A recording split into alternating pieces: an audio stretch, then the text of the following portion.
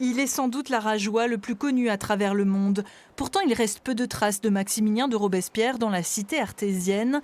Un lycée, une salle de l'hôtel de ville à son nom, qui n'est pas sans avoir fait couler beaucoup d'encre en 1933 et même du faux sang en guise de protestation.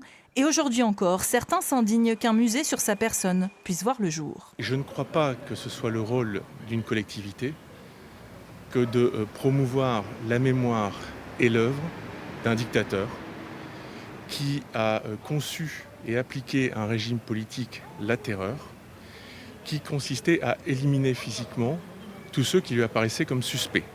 Rien qu'à Arras, durant la Terreur, la guillotine a tranché plusieurs centaines de têtes. L'ancien avocat, devenu député de l'Artois, a déchaîné les passions.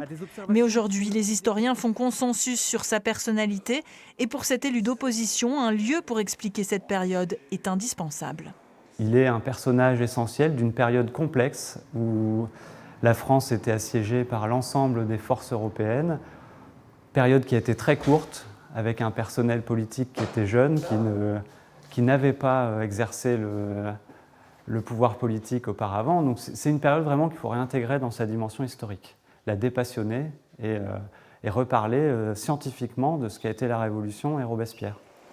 Pour le maire qui soutient le projet, il s'agit aussi d'en faire un site touristique au-delà de toute polémique. Il y a autant de gens qui ont apprécié et qui apprécient ce qu'il a pu faire et apporter à la démocratie et à la République française que d'autres qui voient aussi ce qu'il a pu prendre. Et donc je ne vous parle pas de toutes ces têtes qui sont tombées, mais ça fait partie en quelque sorte d'une séquence d'histoire de notre pays.